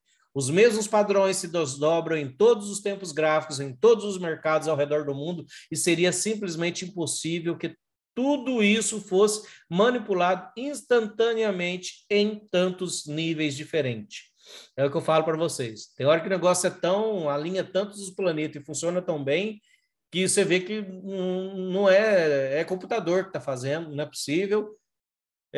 Não, né? Muitas vezes são as instituições mesmo segurando, porque se você olhar cada barra, o tanto de negociação que tem, você olha aqui, olha lá, ó, valor financeiro, 3B, né? Será que significa 3 bilhões? Deve ser, né? Dentro dessa barra lá, 13 bilhões, 3, né? Bilhões. Negócios, 17 mil. Contratos negociados, 56 mil contratos. Ou seja, tudo dentro de uma só barra. Então, dentro de uma. Ah, mas vamos pegar... Não, mas essa barra é grande. Tá bom, vamos pegar uma barrinha pequenininha aqui, ué. Vamos ver como é que foi. Vai, filho. Vamos pegar outra então. Aí. Olha lá. Você teve 1,9, quase 2 bilhões de valor financeiro. Negócios, 11 mil negócios. Contrato negociado, 36 mil contratos. Uma barrinha desse tamanho aqui, ó. Então, vocês verem. uma barra pequena, o tanto que foi negociado. Não quer dizer nada para nós, né? Para nós significa o tamanho da barra, sim, significa, porque aí demonstra o deslocamento de preço, quem venceu. Mas agora o quanto foi negociado lá dentro não interessa. Se todos tomassem decisões subitamente, um scalper de price action, os padrões menores poderiam mudar um pouco por um tempo. Mas com o tempo, a eficiência do mercado venceria e os votos de todos os traders seriam refinados em modelos em modelos padrões de price action.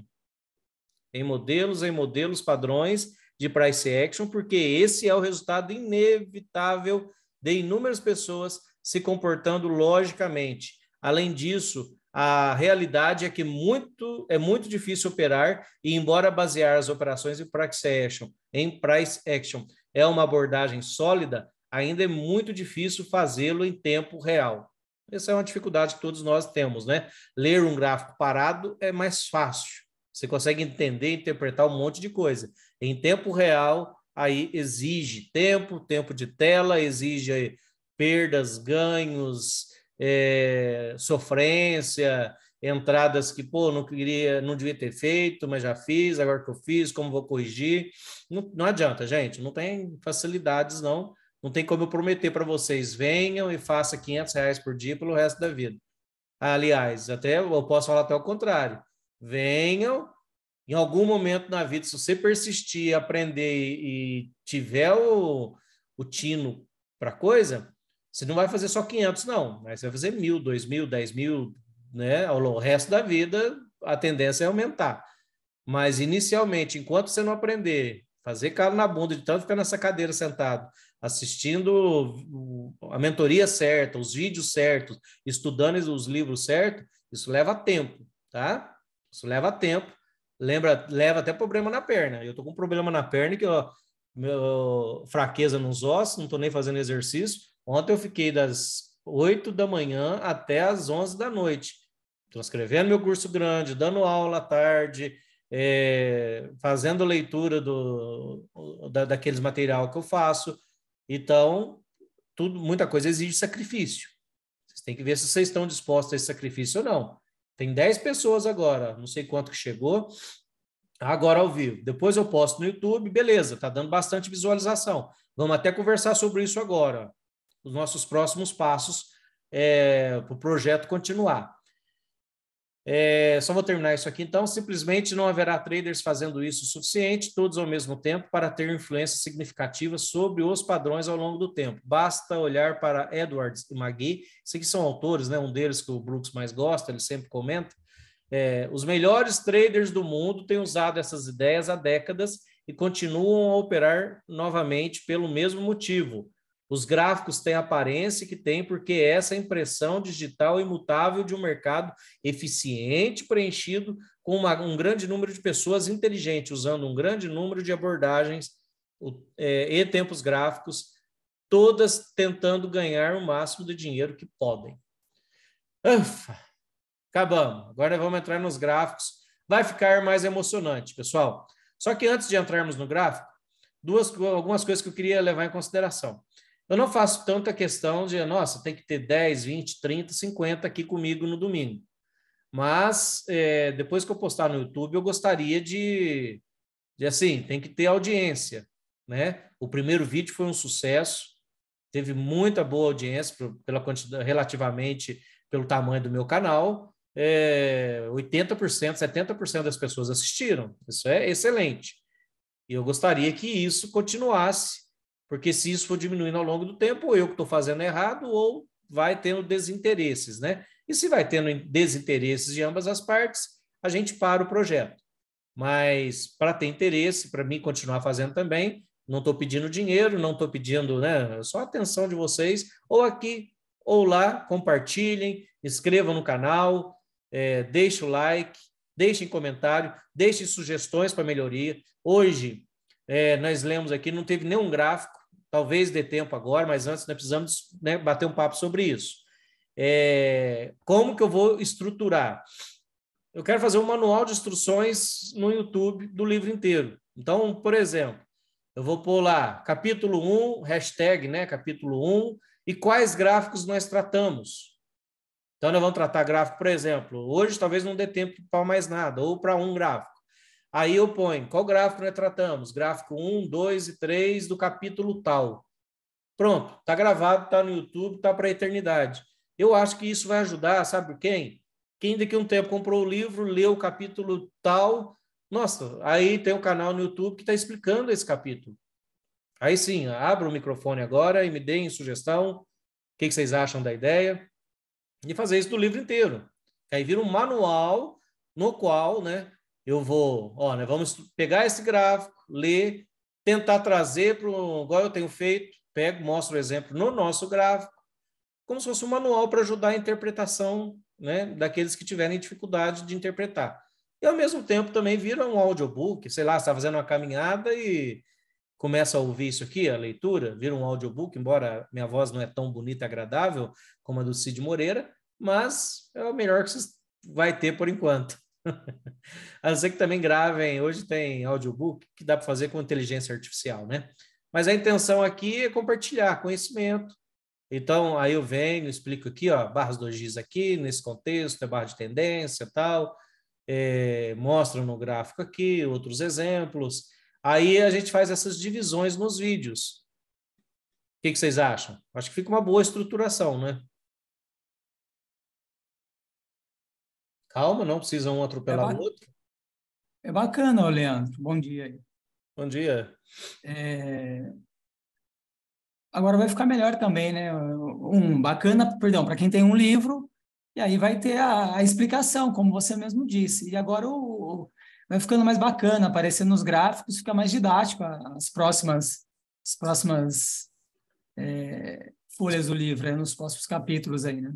É, aqui não tem jeito, eu acho que não dá para pular, porque tem gente que não sabe nem como funciona o mercado, tal, e essa leitura é fundamental para as pessoas entenderem o mínimo necessário, né? Como que quem movimenta instituições, computadores, então são coisas que não dá para pular. Mas próxima aula já deve ficar mais emocionante. Temos ainda mais 20 minutos aí, na qual a gente pode agora tratar desse gráfico aqui, que é barra doji, aí o próximo, barra doji em tendência. Então, aí, vamos ver. Quem sabe dá tempo nós ver o máximo que der aqui. Aí eu faço essas divisões lá então. Aí vai ter uma playlist. Na playlist, aí eu ponho, né? Capítulo e quais gráficos foram vistos, logo no título, porque aí facilita depois para vocês procurarem. Porque nada desobriga depois vocês refazerem uma leitura e deu uma dúvida, volta lá. E lógico que dúvidas sempre vão surgindo, mais dúvidas, nós estamos sempre aí. Ou também podemos fazer uma leitura até 10h30, 10h40, tiramos os 20 minutos para quem já leu e ficou em dúvida em algum trecho. Também acho que isso é bom, porque dúvida de uns de um é dúvida de outros. Tem alguém nessa situação que leu alguma coisa e não entendeu? Leandro, só apontar uma coisa aí. Acho que, como você tem o projeto de colocar no YouTube, independente de quantas pessoas lá seguirem ou não, o importante é você continuar com o projeto, porque isso, com o tempo, vai ter seguidores. Porque você estando lá, hoje poucos viram, mas ao longo do tempo muitos vão ver, mas o seu projeto está feito. E aí é uma didática que só você tem. Então, eu penso assim, que não pode ir, se o pessoal não olhar, eu vou parar tal. Não é no olhar, sei lá, se der muito pouca audiência, o pessoal Mas demonstrar... isso é relativo, porque você está... veja bem, quantos milhões de pessoas tem no mundo? Né? Então, assim, se deu 100, 200, é pouco, mas o seu projeto está feito. Porque senão, eu entendo assim, que aí você mesmo está desistindo do projeto, que não é a ideia. E aí as pessoas vão ver, isso vai proliferar com o tempo, né? Você vai ficando conhecido, você tem a parte educacional, a gente mesmo aqui, como os traders aqui, os seus alunos, vai também compartilhando, e sua tendência é crescer. Então, acho que isso é importante que vai ficar, né? Não, legal. Nem que seja um legado, né? Tem um Porque, veja legado... assim, eu penso assim, eu quero salvar o mundo, tá bom, mas não dá, se eu salvar um, eu estou feliz. Então, é mais ou menos assim. Se é para Não, poucos tá que certo. você fez, mas esses poucos estão com você sempre e isso a tendência é aumentar. Então, o seu projeto manteve, porque, infelizmente, assim, eu falo, estou generalizando, né? A desistência ela já está inerente no ser humano, né? Não estou falando que você vai desistir, não é isso, não estou afirmando nada. É só um comentário que... Então, assim, a resiliência é seguir para frente, seguir para frente. É igual o trade, vamos seguir para frente, vamos seguir para frente. Porque se a gente pensar, né, que não vai dar certo, já não deu. Então, o importante é você ficar, até porque os seus seguidores e os seus conteúdos e o pessoal que estava visualizando, se você mesmo fala e a gente vê, cada dia está aumentando mais. Assim, então, isso é uma tendência, né? Então, se a gente tem que seguir tendência, vamos seguir a tendência, né? Segue a tendência, isso aí. E, se Deus quiser, logo vai ficar climática e assim, mas não vai ser clímax consecutivos. Vai ter uma barra feliz aí. Vai ter barra presente e vai ser vai ter clímax consecutivos. Não, beleza, muito bom seu apontamento. Assim, não falo nem questão, nem pensa em desistir, né? Vai levar tempo, né? Vai levar, às vezes, 1 ano, 2 anos aí. Gostaria até de fazer isso todo dia. Só que agora eu tenho um outro compromisso com o pessoal, que quando chegar a 1.000 inscritos, nós vamos fazer um curso de price action aí, básico, às vezes até um resumão mesmo do livro, tal, para o cara que já vai chegar, principalmente os que entram às vezes na sala, não sabe nem o que é uma H1, H2 ainda, não sabe nem o que é uma ordem stop, uma ordem limitada, ou seja, então não sabe nada da metodologia. O cara chegou aqui agora. Aí, beleza, ó, já direciono ele, ó, no YouTube, tem um curso lá, de graça, não precisa pagar 2 e pouco aí por aí, não, 3.000 reais, não, tá de graça, com a mesma qualidade. Vai lá, assiste, tá de graça. Aí a pessoa vai lá, assiste de graça e depois, né, já entra na sala mais preparado, sem ficar cometendo erros amadores, porque pelo menos sabe o que é o básico. Bom, obrigado. O apontamento de vocês aí é interessante. Então, vamos partir. O próximo aula, então, deve ser mais interessante, mas, ó, quem ouviu tudo isso aqui, eu considero como importante, gente. Senão, né, tanto que o que eu achei que era repetitivo ou desnecessário, eu já até pulei. Mas tudo isso aqui tem que estar inerente no pensamento de vocês, até porque para entender por que uma parte é armadilhada, por que um tique muda tudo, por que tem que esperar a barra de sinal fechar para você fazer um trade, porque, né, enquanto ela estiver de um jeito, no meio do caminho, ela pode ser uma compra, mas se ela fechar no oposto, no segundo final, já pode significar uma venda. Então, tudo isso é importante. Não é perca de tempo estudar e guardar essas informações. Beleza, vamos então já fazer um gráfico, então, pelo menos hoje, para a gente ver como é que funcionaria. Figura 1.1, exemplos de doji. O mercado está em tendência no gráfico à sua frente ou não está, certo? Ou ele está em tendência de baixa, ou não está, ou ele está lateral. Ó. Nesse momento está lateral, nesse momento aqui ele está numa correção, nesse momento aqui ele está, nesse trecho, ele está lateral. Então, ou ele está em tendência ou está lateral. Por que tem que saber disso? Você saber como que você vai operar isso aí, ué. Como que você vai operar? Se tiver numa tendência, eu posso vender por qualquer razão, por qualquer motivo, por qualquer causa, razão, circunstância. Agora, se ele está lateral, eu já não posso vender e comprar em qualquer lugar. Eu tenho que esperar estar baixo para me comprar, eu tenho que esperar estar alto para me vender. E quem teve a paciência de esperar, ganhou dinheiro de qualquer jeito, tanto comprando quanto vendendo nesse gráfico aqui. Então, preste atenção nesse detalhe. Quando não está, né, ou em tendência ou em lateralidade, está em algum tipo de lateralidade, que é composta por tendências em tempo gráficos menores, tá? Então, uma lateralidade como essa aqui, ó, em tempos gráficos menores é uma tendência. Querendo ou não, você vê aqui é uma tendência de baixa. Aqui nós temos uma tendência de alta, aqui é uma correção perfeitinha, coisa linda, cunha. 1, 2, 3 puxadas, já gerou uma compra aqui. Mas, ó, nesse momento aqui está numa lateralidade. Ou os compradores ou os vendedores estão no controle da barra ou estão em grande parte em equilíbrio. Uma lateralidade de uma barra. Uma lateralidade de uma barra é quando essa barra aqui, ó, fecha doji, né? Fecha sem corpo. Em algum momento os vendedores estiveram no domínio, outra hora os compradores.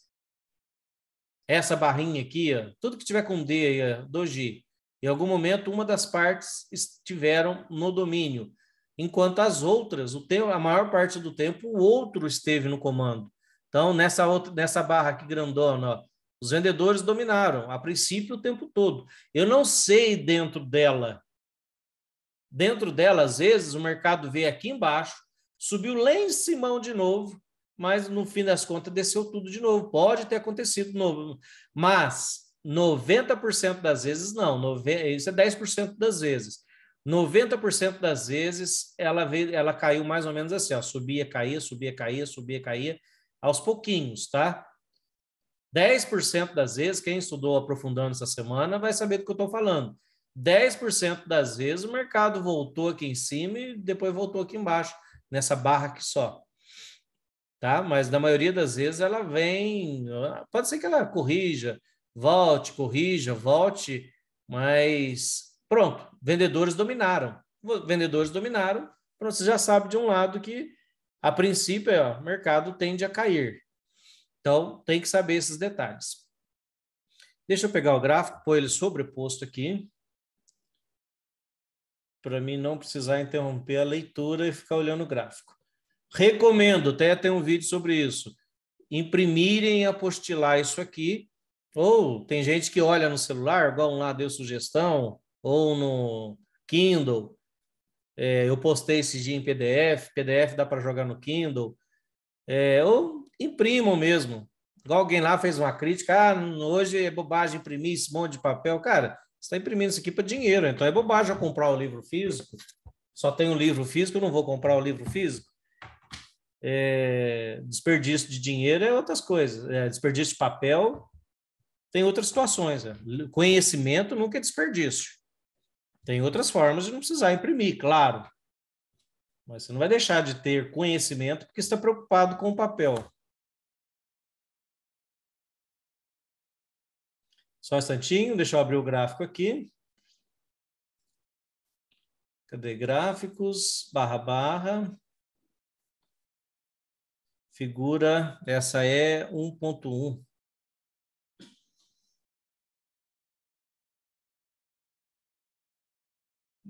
Não, cadê?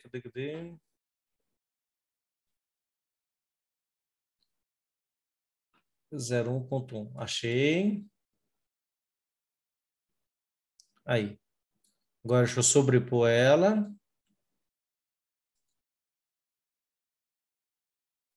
Beleza. Agora a gente pode ler e a figura fica aqui o tempo todo.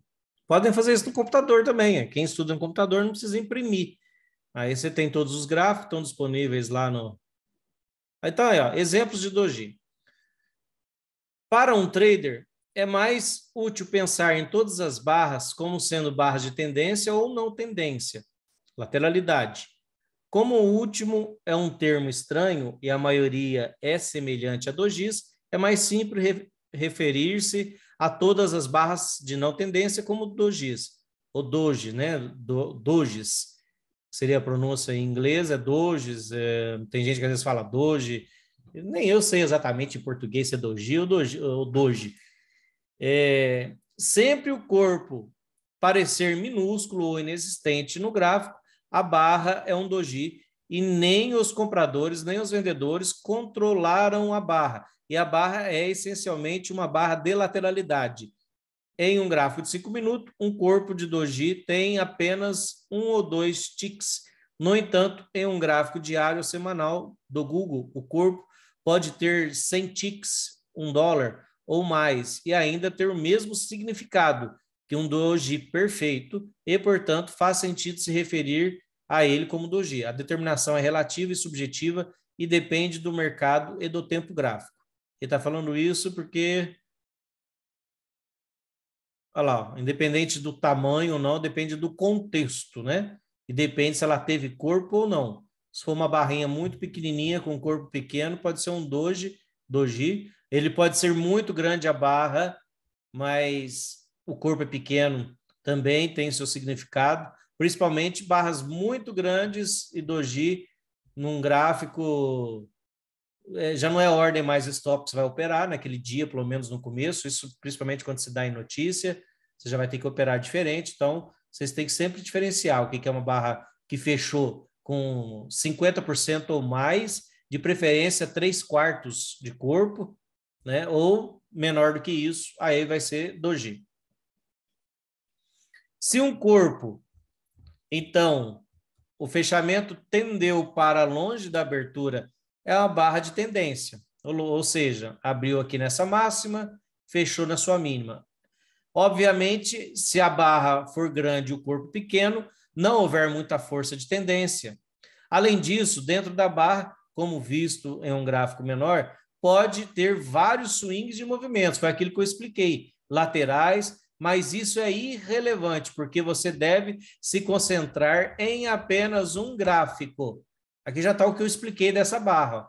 Se teve vários movimentos laterais aqui dentro, se subiu, se desceu, não interessa. Você está olhando esse tempo gráfico. Então, você tem que se ater somente a ele, tá? É irrelevante tudo que aconteceu lá dentro. Corpos menores, em geral, indicam mais força, mas... Corpos maiores, desculpa. Corpos maiores geralmente significam mais força, mas um corpo extremamente grande após um movimento prolongado ou em um rompimento pode representar o fim exaustivo de uma tendência e nenhuma operação deve ser realizada até que ocorra mais ação de preço. Uma série de barras de tendência forte é sinal de uma tendência saudável e, em geral, será seguida por outro extremo, mesmo se ocorrer uma correção imediata. Então, trazendo isso para a prática, tamanhos saudáveis é legal, mas uma barra muito grande, às vezes essa aqui, ó, no 10 minutos foi muito exaustiva, é a tal da barra presente ou barra exaustiva. Se ela for muito grande, ó, olha o tamanho dessa aqui frente a todas da queda, não foi tão maior do que todas, mas aí, ó, já estava exaustivo o movimento. Então, tomem cuidado com isso. Agora, enquanto está acontecendo aqui de forma saudável, tem espaço para cair, né? Tem um trade mais sofisticado, você poderia vender aqui, vender, né? É o sell the close. Mas aí são operações mais sofisticadas, você tem que saber o que está fazendo e o contexto que está.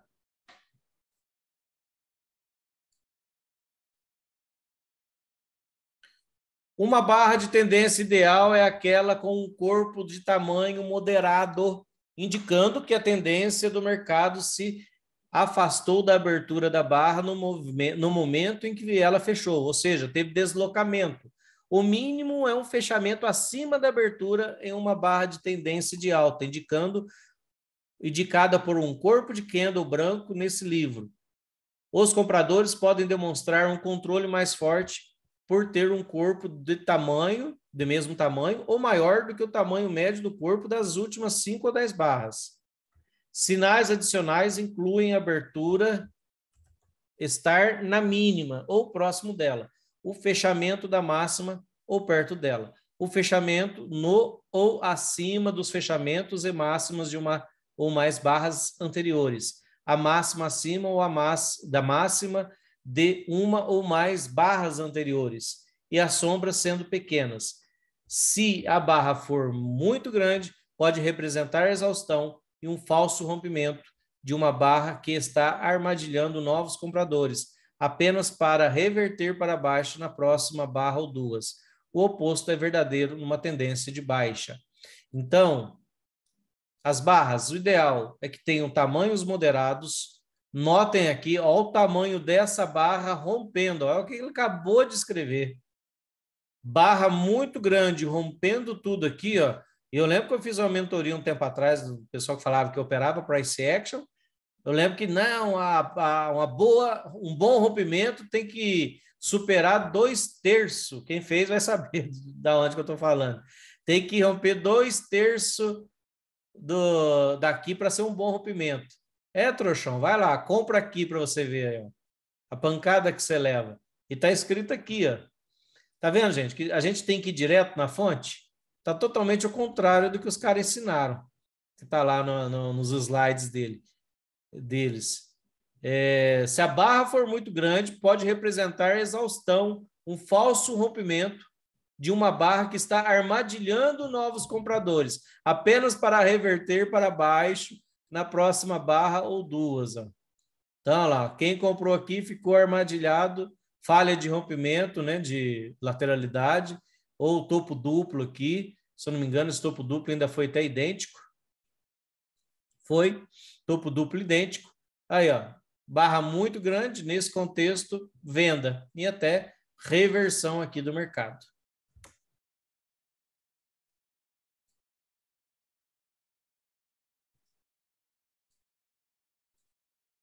Tudo é relativo e sujeito a constantes variações, a ponto de mudar totalmente a sua opinião sobre os rumos do mercado. Sim, cada barra é uma barra de tendência, uma barra doji, e uma barra doji significa que os compradores e os vendedores estão em equilíbrio. No entanto, às vezes, uma série de dojis pode significar uma tendência está em vigor. Significa que uma tendência está em vigor. Por exemplo, se houver uma série de dojis, cada um com fechamento mais alto e a maioria com uma máxima acima da máxima anterior da barra anterior e uma mínima acima da mínima da barra anterior. O mercado está exibindo fechamentos em tendência, máximas e mínimas, portanto, uma tendência em vigor. Vamos olhar aqui, gráfico 1.2, dojis em tendência, que ele vai estar falando, talvez essa quedinha aqui, ou essa alta aqui, ó, dojis em tendência. Deixa eu achar um exemplo aqui no nosso gráfico de dojis em tendência. Aqui, ó, aqui você tem dojis em tendência, ó, máximas e mínimas superiores, ó, tá dojis em tendência. Lógico que depois corrigiu. Aqui, ó, dojis em tendência. Gente, e essa aqui, já na prática, isso aqui é um dojis em tendência matador, isso aqui, ó. Aqui tem uma lógica por trás que é o seguinte. Ó, barra grande, climática, aqui uma reversão. Tem uma parte da teoria que o Brooks fala assim, ó, os vendedores, eles demoram um pouco para ver que o mercado foi revertido.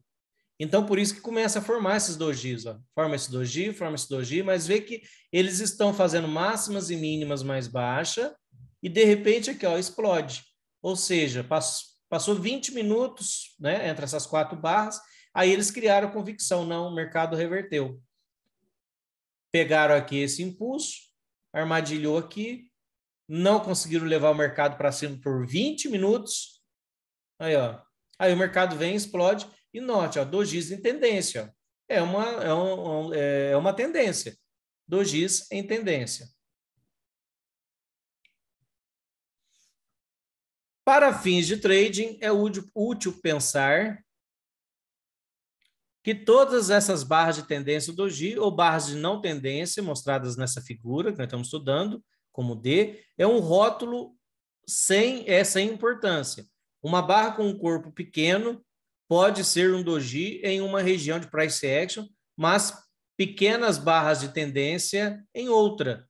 O único objetivo da distinção é ajudá-lo a avaliar rapidamente se o mercado está no controle da barra, né? Se um lado está no controle da barra, ou se compradores e os vendedores estão em um impasse, está tendo briga. Pode ser, a figura aqui tal, pode ser considerada como uma barra de tendência, como barras de tendência e barras doji. Então, vamos lá. Para nós finalizar esse gráfico, o que significa? Às vezes você pega dojis, ó, mas está em tendências. Mas às vezes você vai pegar, ó, barras de tendência numa lateralidade. Então não significa que barras de tendência vai estar em tendência, nem que dojis vai estar em lateralidade ou em, como fala? Indecisão. Não. Ó, aqui nós temos, ó, indecisão, né? Tá o mercado lateral, arame farpado, muito estreitinho. Notem que nele tem barras de tendência e tem barras doji. Agora notem essa queda aqui, ó, cheia de dojis, ó. Mas olha que coisa linda, só caindo, cheia de dojis. Uma barra de tendência, 1, 2 dojis. Uma barra de tendência, 1, 2, 3, 4 dojis. Uma barra de tendência, 1 doji, uma barra de tendência, ou seja, tudo depende de contexto. Nesse contexto aqui, você pode vender doji à vontade, porque ó, tá só caindo, você vai vender dojis. Agora, Nesse contexto aqui, você não vai fazer nada, ou se quiser entrar, você vai apostar contra.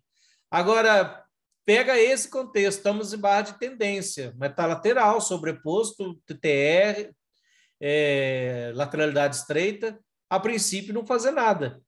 A não ser que aqui, ó, tinha uma convicção de que impulso L3, beleza, estou entrando numa L3, é arriscado, se falhassem até 2 barras, reverteria, mas aqui gerou uma venda. Ou aqui, na hora que reverteu, ou aqui, né? Que aí sim, o mercado começou a deslocar. Então, ou seja, barra de tendência, numa lateralidade a tudo sobreposto, não faça nada ou fique esperto para a hora de entrar na hora certa. Barra doji, numa tendência, pode vender, pode operar, é barra de sinal. Tanto que não é a barra doji, ela não te interessa. Interessa que o mercado está caindo. Se o mercado está caindo devagarzinho, de forma saudável, não é porque é a barra, é doji ou é tendência. Não, você vai vender por qualquer motivo, qualquer razão. Beleza? Tudo certo até aqui? Alguma dúvida antes de encerrarmos? Então, beleza, gente. Agradeço a audiência mais uma vez. Vou postar depois no YouTube. Deixem um like, compartilhem. Ajude a gente a crescer e fortalecer no canal. Amanhã cedo estamos juntos no mercado. Forte abraço a todos. Até a próxima. Valeu, obrigado. Valeu, obrigado.